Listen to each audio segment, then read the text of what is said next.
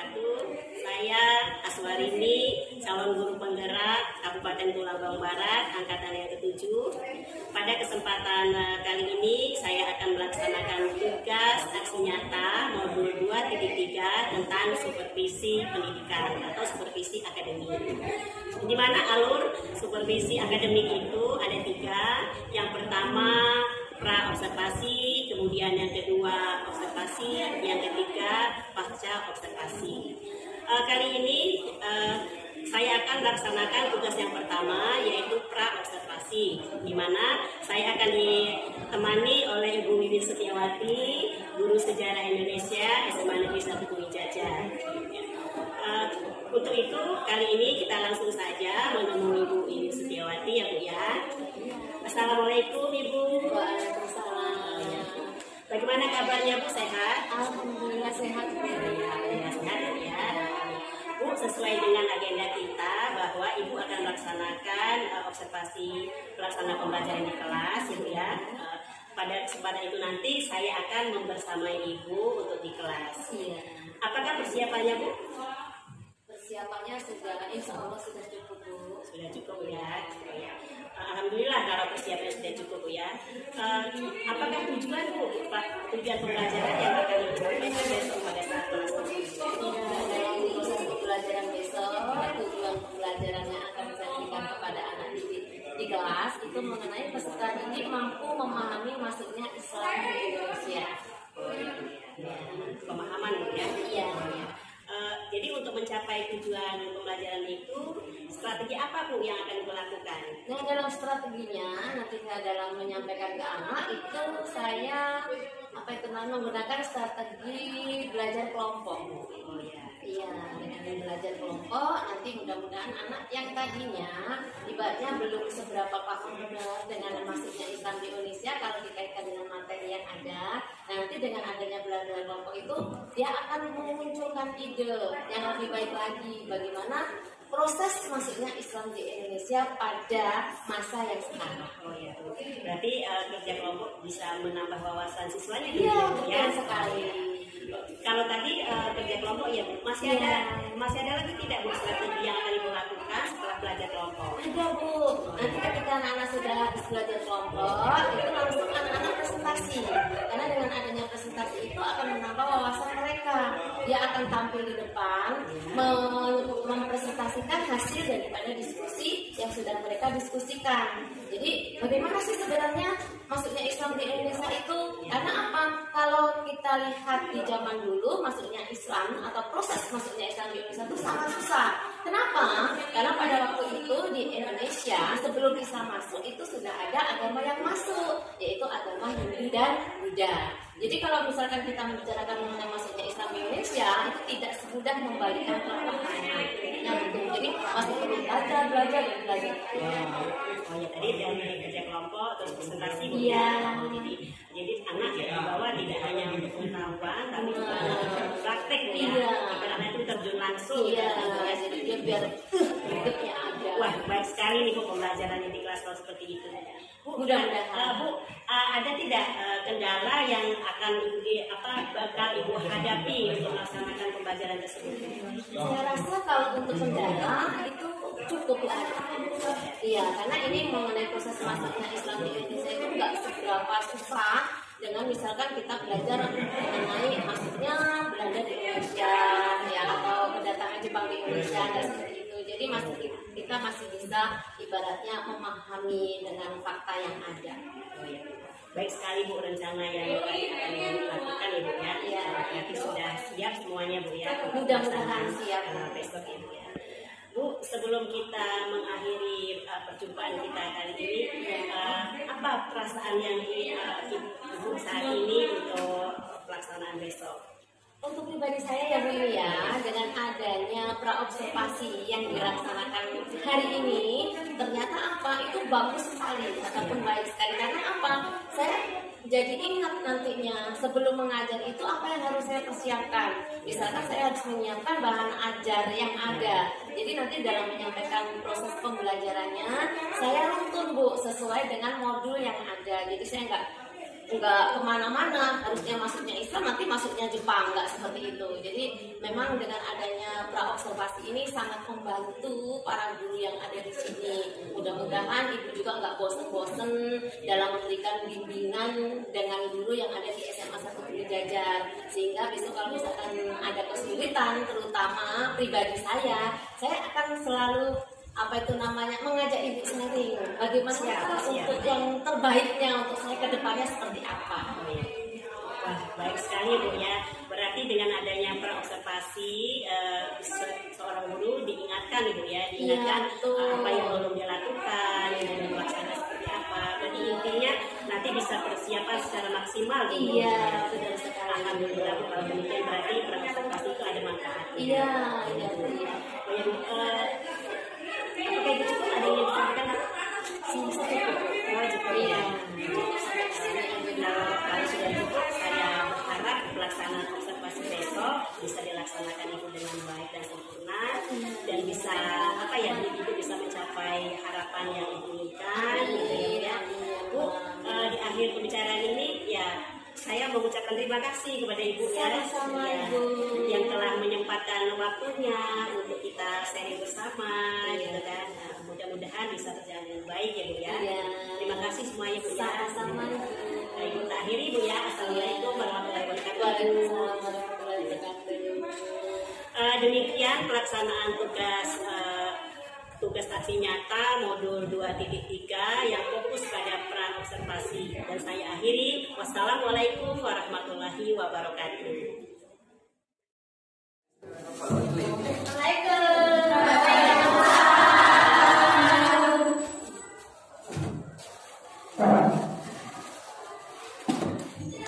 Siapkan dulu, berdoa dulu.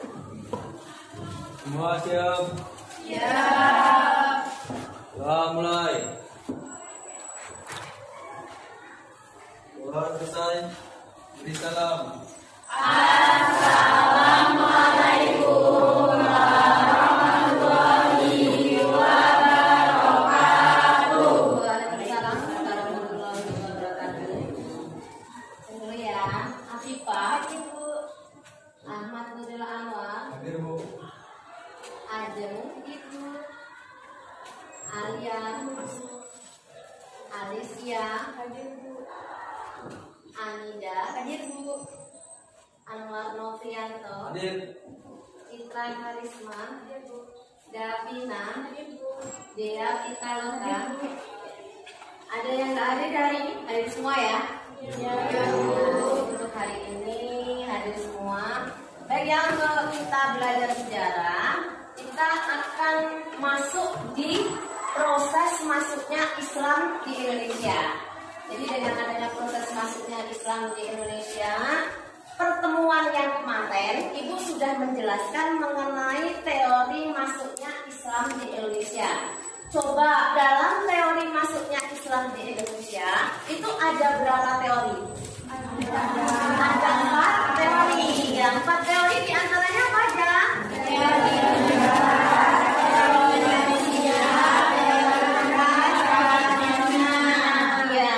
dari keempat itu, 4 teori yang sudah kalian pelajari kemarin di pertemuan yang kemarin, itu kesemuanya menginginkan adanya masuknya Islam di Indonesia.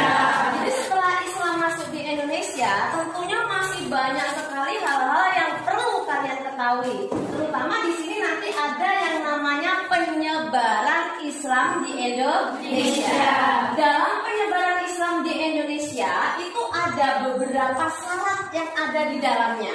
Sudah dibaca belum kira-kira penyebaran Islam di Indonesia? Sudah. Berarti ternyata kalian ini memang anak-anak yang hebat, ya, siswa-siswa yang luar biasa. Sehingga untuk pelajaran di hari ini tadi malam kalian sudah belajar, ya. Terus sekarang kalau sudah dibaca dalam penyebaran Islam itu ada berapa? Ada 6. Ya, disebutkan dulu apa aja.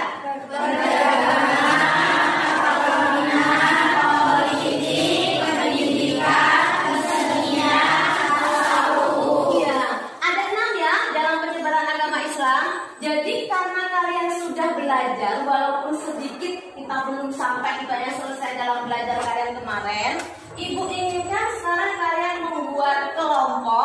yang dalam kelompok itu nantinya kalian membahas mengenai penyebaran masuknya Islam di Indonesia. Karena di situ dalam penyebaran masuknya Islam di Indonesia tadi ada 6, ya, maka di sini nanti ibu bagi dari kelompok yang pertama. Apa tadi yang pertama? Perdagangan, ya, melalui pola perdagangan. Jadi di sini perdagangan nanti yang dikaji, ya. Terus kelompok 2 berarti mengenai perkawinan. Sama apa yang kelompok 2? Ya, perkawinan dan politik. Yang kelompok 3 kesenian, ya. Yang kelompok 4 tasawuf, ya. Jadi dari 6 itu nantinya silakan didiskusikan terlebih dahulu. Jadi sekarang silakan membentuk kelompoknya masing-masing.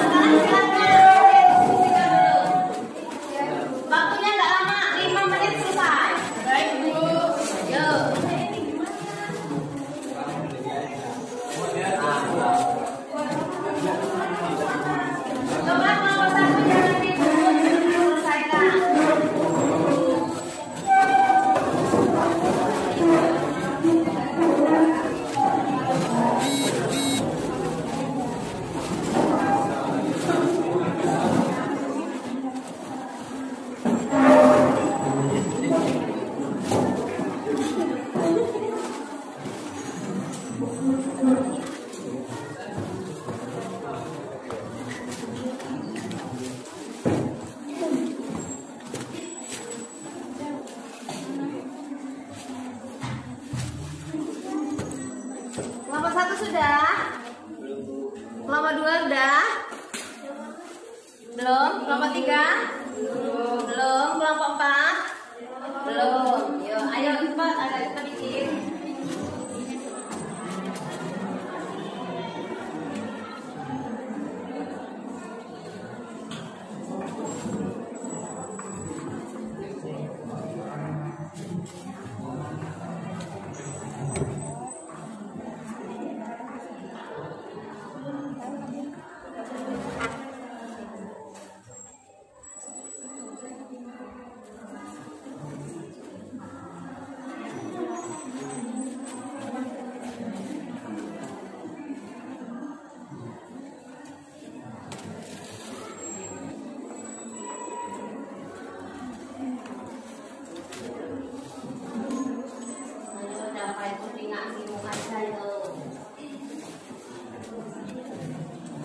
Ya, kayaknya waktunya sudah cukup. Sudah selesai?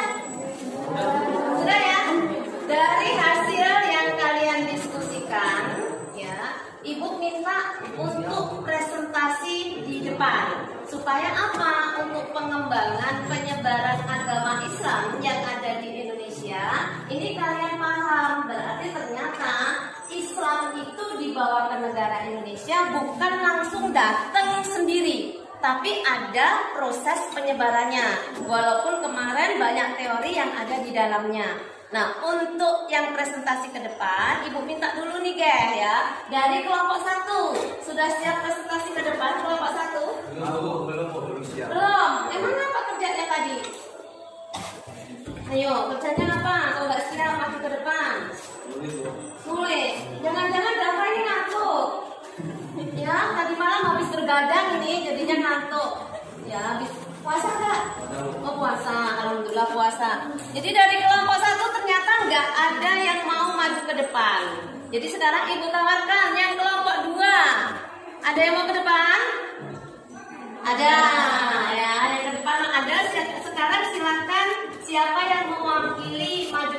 Siapa? Alia. Coba Alia maju ke depan.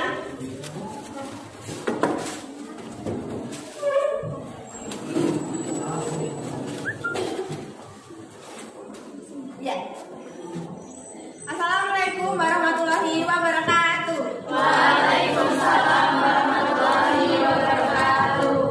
Di sini saya perwakilan dari kelompok 2. Saya akan mempresentasikan hasil dari kelompok kami, yaitu mengenai penyebaran Islam melalui perkawinan dan politik. Penyebaran Islam melalui perkawinan yaitu para pedagang akan menjalin hubungan interaksi antara masyarakat lokal. Mereka berinteraksi akan menghasilkan hubungan yang baik. Dari hubungan tersebut akan muncul perkawinan antara para pedagang dengan masyarakat lokal. Biasanya, wanita-wanita yang dinikahi oleh para pedagang itu adalah wanita yang berasal dari pribumi dan berasal dari keluarga bangsawan. Kemudian yang kedua itu ada berdasarkan politik. Raja memiliki peranan besar dalam Islamisasi. Raja apabila memeluk agama Islam, maka rakyatnya memeluk agama Islam karena raja tersebut merupakan panutan dan teladan bagi rakyatnya. Sekian presentasi dari kelompok kami saya akhiri. Wassalamualaikum warahmatullahi wabarakatuh. Waalaikumsalam warahmatullahi wabarakatuh.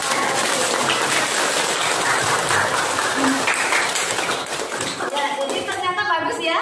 Untuk kelompok 2 sudah bisa menguasai walaupun sedikit. Yang namanya kita belajar nggak harus bisa langsung banyak. Jadi dari sedikit demi sedikit itulah nantinya yang akan membawa kalian bisa sukses besoknya. Kalau sekarang kalian sudah bisa mengenai penyampaian penyebaran agama Islam, kelompok 1 tadi belum siap, kelompok 2 yang sudah siap, kelompok 3 dan kelompok 4 itu kita lanjutkan di minggu yang akan datang.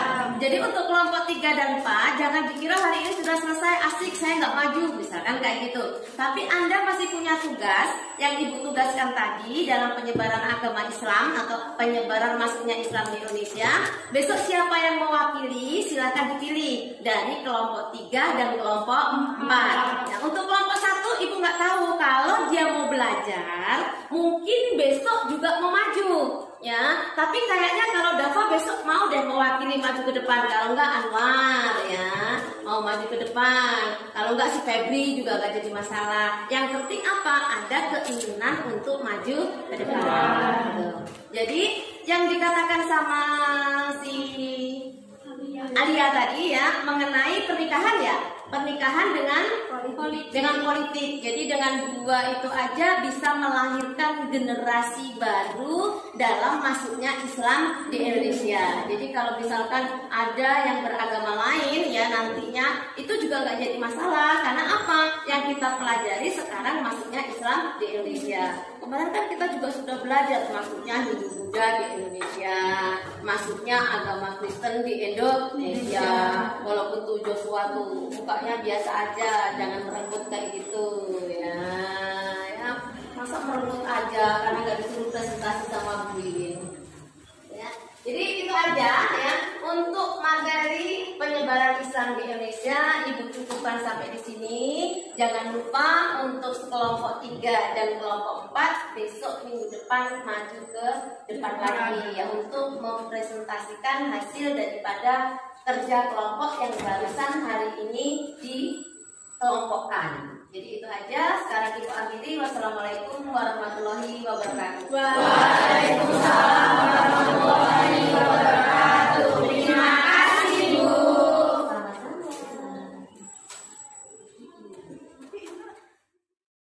Assalamualaikum warahmatullahi wabarakatuh. Saya Aswarini, calon guru penggerak angkatan 7 Kabupaten Tulang Barat.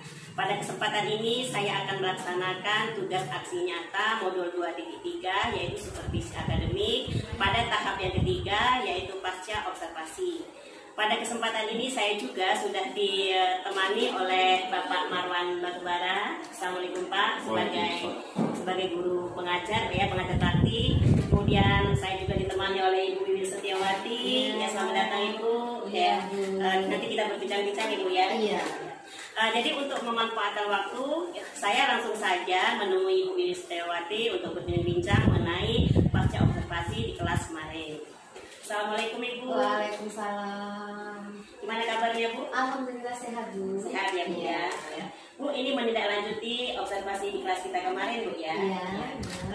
Apa perasaan Ibu atau kesan-kesan Ibu setelah pelaksanaan pembelajaran di kelas di observasi kemarin Bu? Iya, kalau bertanya mengenai kesan ataupun kayak mana kesan-kesan saya waktu di kelas itu sangat ibaratnya lega lah Bu. Oh iya Bu. Iya.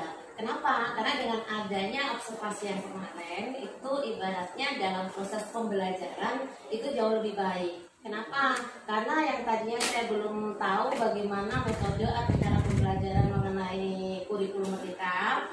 Terus sama Bu Aswarini kemarin sudah dikasih tahu dulu sebelum masuk ke kelas. Ternyata apa? Itu saya terapkan walaupun belum sempurna. Nah setelah diterapkan ternyata membuat anak-anak itu menjadi antusias untuk belajar. Walaupun kalau dilihat dari keantusiasan anak-anak itu nggak semuanya sih, ya tetap ada yang namanya dalam kelas itu ada anak yang antusias, ada anak yang belum dan lain sebagainya. Tapi kalau menurut kesannya atau ibaratnya seperti apa, saya mengakui kalau ibaratnya sudah ya senang banget dengan adanya observasi. Sudah baik, sudah Iya, siap. iya sudah.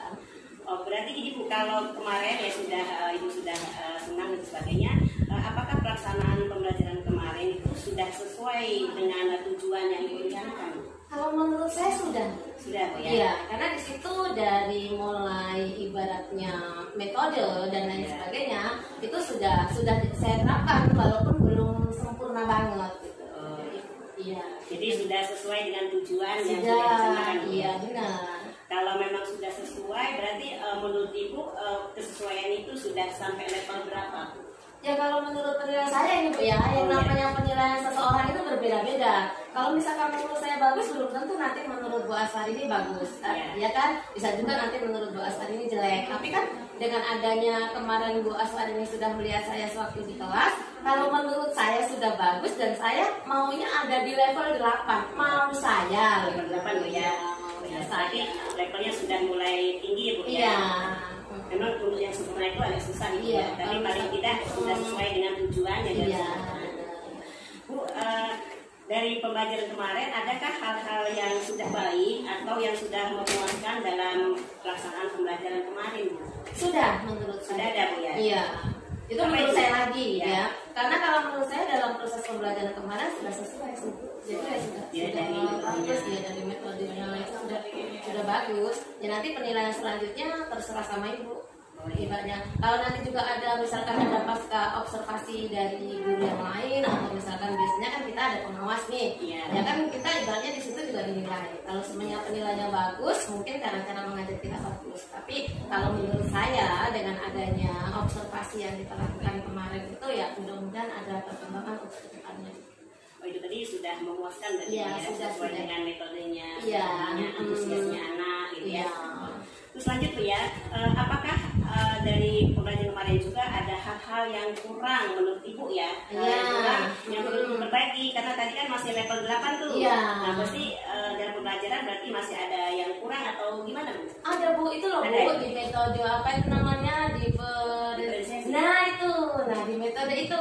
Jadi di situ mungkin karena baru ya, Iya. terus di sini juga masih diterapkan 1 tahun ya kalau nggak salah. Iya, Nah masih itu, 1 tahun ya. itu jadi belum kalau misalkan dikatakan paham atau tidak, ini kalau menurut saya pribadi nih, kalau Iya. temen yang lain ada yang sudah paham ya saya nggak tahu.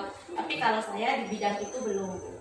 Karena mungkin belum puas gitu ya? belum seberapa puas. Mungkin karena ini juga karena ini kan di bulan Ramadan Iya, ya. Ramadan. Jadi kan waktu untuk proses pembelajaran itu dibatasi juga. Oh, iya, Jadi Bu. kami cuma 1 jam itu diberi waktu 25 menit. Sedangkan kalau sebelum Ramadan Iya. sampai ibaratnya besok setelah Ramadan itu kita kembali lagi. Ya, jadi kita per 1 jamnya itu biasanya 45 menit. Jadi itu kekurangan itu Iya, juga Bu ya. iya, jadi Yang dari dari situ semula juga. kita 45 menit dan Iya. sekarang dibatasi untuk belajar dan bulan puasa menjadi Benar. Jadi mungkin waktunya yang Oh iya. kurang. Selain itu juga tadi pembelajaran diferensiasi belum sepenuhnya dipahami Iya gitu ya. belum, jadi masih minta bantuannya Ibu besok kalau misalkan ada perkembangan baru di dalam kurikulum merdeka ini ya. Iya, iya. Ayolah aku dikasih tahu lagi biar nantinya lebih bagus. Oke, kalau demikian. Oke.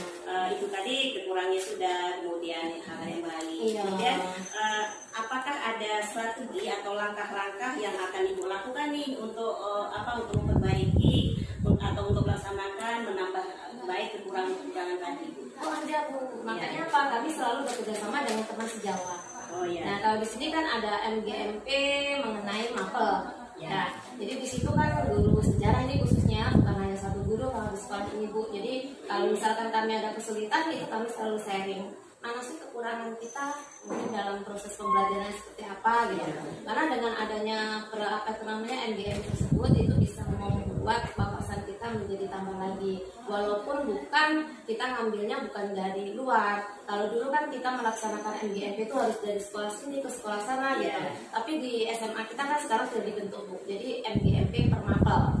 Ya, jadi kalau misalkan kita ada kesulitan sebelum itu ya kita tanya dulu sama temennya. Karena kalau kita mau ngomong aku yang lebih baik belum tentu. Ya, walaupun banyak aku yang lebih senior belum tentu senior itu bisa. Ya, terkadang ada yang baru itu malah bisa lagi. Karena saya di sini merasa ibaratnya yang paling tua gitu. Tapi kan yang paling muda muncul memberikan ibaratnya yang lebih baik, ya aku ikut. Oh gitu ya. Jadi di sini ada MGMP tadi.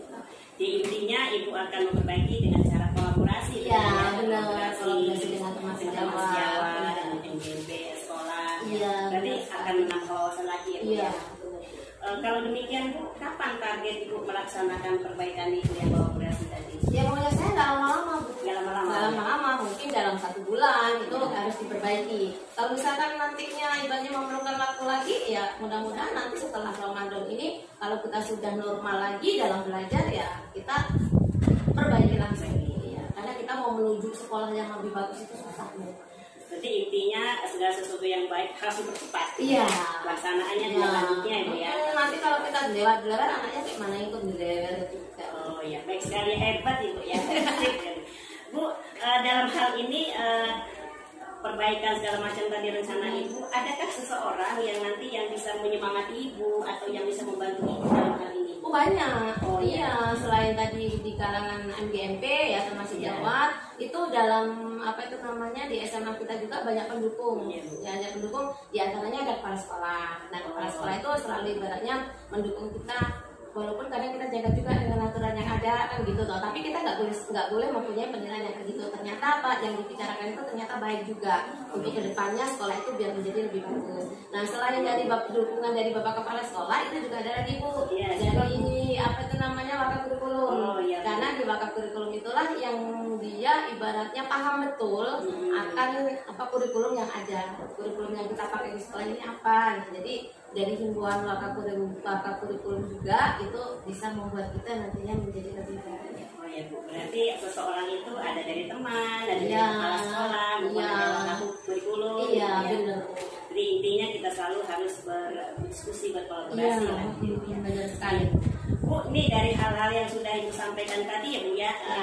Adakah jadwal khusus ya Bu sebagai pengingat Ibu untuk mengarahkan, mengatur Ibu agar pelaksanaan itu bisa sempurna dan baik, tidak lupa gitu? Iya, ada Bu tentunya. Oh iya. Karena di sini selain jadwal yang diberikan sama wakakurikulum, kami guru itu juga mempunyai jadwal tatap muka sendiri. Ya, jadi kita membuat jadwal tatap muka. Ya, jadi dengan pengingat jadwal tatap muka kita di kelas mana. Kalau misalkan kita mau mengandalkan yang jadwal dari wakakurikulum, itu kan kadang banyak keseluruhan. Jadi guru itu punya per kelas masing-masing. Jadi kalau misalkan di hari ini saya ada di jadwal di mana gitu. Jadi kita tahu sudah kita sampaikan belum materi di kelas tersebut. Karena selain jadwal itu kami juga punya jurnal. Oh, jurnal itu? Iya, punya jurnal. Jadi di jurnal itu kita tulis misalkan apa yang kita ajarkan di minggu ini. Misalkan di kelas 11 pas 1 misalkan. Nah nanti kan nggak mungkin toh di minggu depannya kita mengajar itu lagi. Karena sebelum mengajar pasti jurnal itu sudah ada Bu. Ya, jadi di masing-masing meja guru itu kita sudah punya semua jadwal tatap muka, jurnalnya ada gitu. Dan itu pun ibaratnya sama wakakurikulum memang dituntutkan kita nanti kalau misalkan habis itu kita harus punya itu ya. Jadi ada jurnal keseluruhan dari wakakurikulum, Ya, ada jurnal pribadi untuk tatap muka, dan juga ada jurnal di kelas itu ya. Untuk sebagai pengingat Bu ya supaya tidak lupa untuk melangkah menuju yang lebih baik.